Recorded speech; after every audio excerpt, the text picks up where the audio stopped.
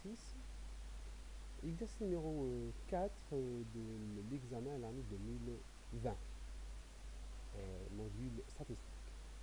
Alors, on vous demande ici, dans cet exercice, on vous donne premièrement les deux équations de droite, y en x en y, sont déterminées à partir de l'ajustement par la méthode de moins à carré, hein, d'une série de données n est égal à 12. On vous donne les deux équations, y est égal à f de x et x est égal à f de y. Sachant que la somme de xi, yi au carré est égale à ça. Donc ça, c'est une donnée. Premièrement, trouver le coefficient de corrélation. Puis, on me donne zi est égal à xi plus yi. Essayez d'écrire la variance de zi en fonction de la variance de x, la variance de y, et la covariance. Puis, à la fin, donner la valeur des quantités suivantes. D'accord? Alors, premièrement, on va commencer à développer quoi? Le coefficient de détermination du coefficient de corrélation R.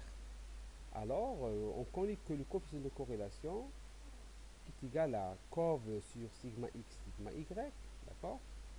Alors, et en même temps, est égal à quoi? Est égal à la racine de v cov sur v de x fois la racine de cov sur v de y. Et la racine de ça est égale à quoi? Donc, est égal à la racine de a. Et celui-là est égal à la racine de a'. Sachant que a et a', ce sont quoi? Ce sont les deux pentes des deux équations précédentes. Ça veut dire y est égal à f de x et x est égal à f de y. Donc, alors a et a', ils sont là. Donc a, c'est 3,3808 et a', c'est 0,2341. Application numérique. Et on trouve la valeur du coefficient de corrélation R. Très bien. Deuxièmement, essayez d'écrire maintenant la variance de V en fonction des variances de X, variance de Y et la covariance.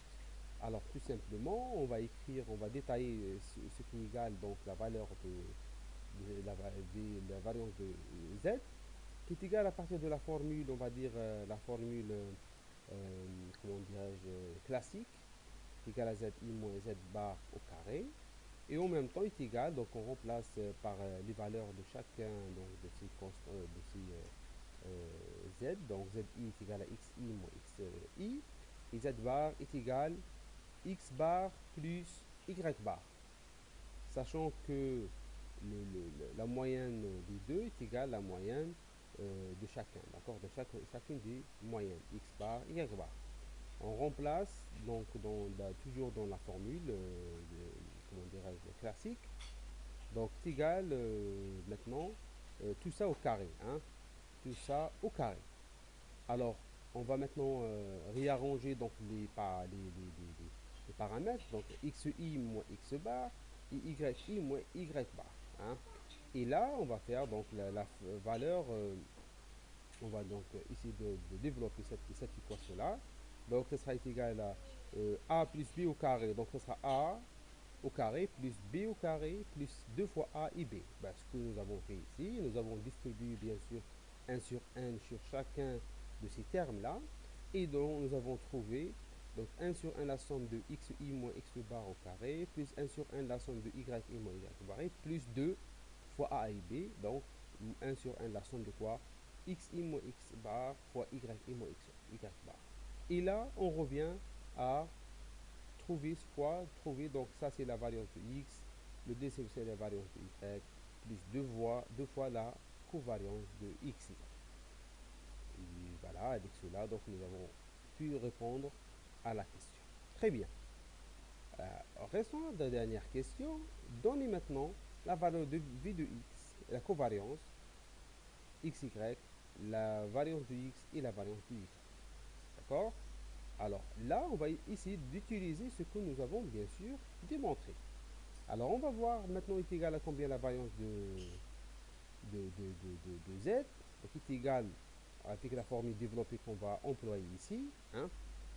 D'accord? Parce que n'oubliez pas que nous avons une donnée importante qui a été donc donnée ici. Donc c'est la somme de xi, yi au carré. Donc cette information, on va l'employer. D'accord?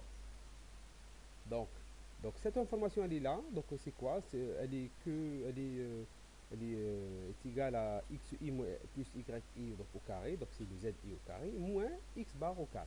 Vous voyez? Donc le x bar au carré. Ok?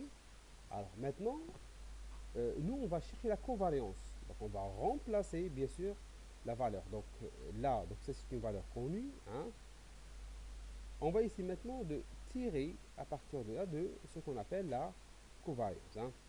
La covariance, donc, on aurait pu donc, ça laisser de l'autre côté, parce que ce sont des données, donc on va, x bar, y bar, on va les déterminer par le croisement des deux droites. C'est pas un problème. Donc, il nous reste donc, là de remplacer v de x. La v de z est égale à quoi? V de x plus v de y plus 2 fois la covariance. D'accord? On n'a pas la variance, on n'a pas la variance de x, ni la variance de y. Mais on connaît aussi que la variance de x est égale à quoi? Est égale la courbe sur a. Et on connaît aussi que v de y est égal à la courbe sur a'. Vous voyez? Et là, ça reste la même. Donc, c'est deux termes qui sont donc inchangés. Là, ici, x bar, y bar, n'oubliez pas, parce que c'est un même. Hein. Très bien. Maintenant, on va essayer de tirer la covariance en facteur. La covariance de ça, et ça, les trois termes. Qu'est-ce qu'il nous reste? D'accord? Il nous reste 1 sur A, regardez, 1 sur A, plus 1 sur A', plus 2. Donc, ça, ce terme-là, on va prendre l'autre côté, donc ça sera moins, d'accord? Et voilà, donc ça, c'est connu, hein, on le connaît, d'accord? 1 sur 1, donc c'est 1 sur 12. Ça, c'est connu, c'est la somme. X bar, Y bar, donc on a dit c'est l'intersection des deux droites. Hein. Alors, vous avez deux droites, d'accord? Y est égal à f de x et x est égal à f de y. Et on sait que par la méthode des moindres carrés, le croisement donc, de ces deux droites se trouve dans le point G, donc x bar et y bar. Donc, quand vous faites croiser ça, vous allez trouver donc les deux valeurs x bar et y bar. Et ils sont là. D'accord? Il y a deux équations, deux inconnues. Et voilà, donc on remplace, hein, on remplace. Donc voilà, on remplace les deux pentes, la sommation, voilà, et les deux x bar y bar. En fait, quand on trouve la covariance est égale à 54. D'accord? Il vous reste maintenant la. Donc, et du coup, qu'est-ce qu'il nous reste? La v de x. On a dit que v de x est égal à la courbe sur a. Donc, une fois nous avons déterminé courbe, donc ce sera 54 sur a. Voilà, donc nous avons trouvé cette valeur-là, d'accord, de 15,97. Et la variance de y est égale à la courbe sur a' est égale à 54 sur a'. Hein, et voilà, en fin de compte, nous avons trouvé la valeur qui a été demandée, d'accord, v de y est égal à 230,67. Je note que cet exercice qui a été développé par l'équipe statistique en 2020. Merci pour votre attention.